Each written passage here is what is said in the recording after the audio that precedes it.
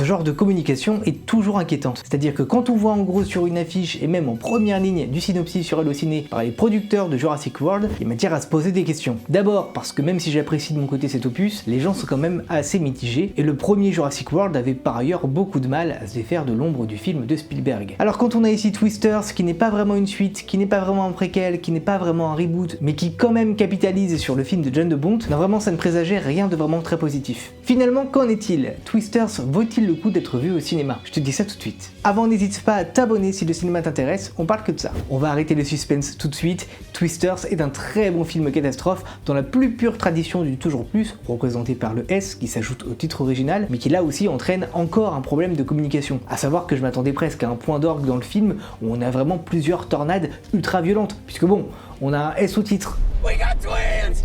Twins!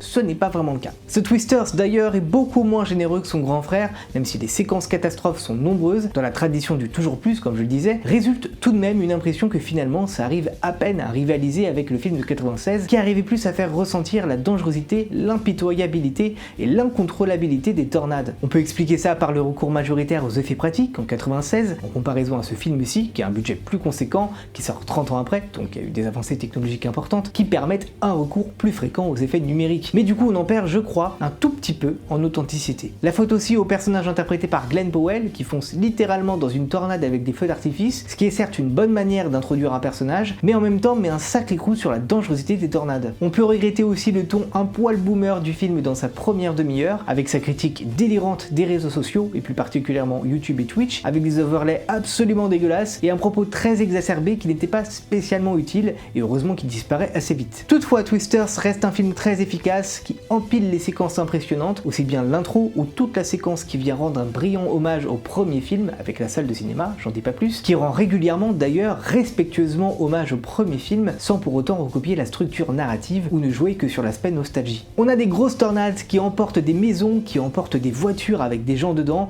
un couple naissant, des explosions et des villes détruites. Est-ce que c'est pas un peu tout ce qu'on attend d'un bon film catastrophe finalement? Et toi, tu l'as vu? T'en as pensé quoi? Abonne-toi!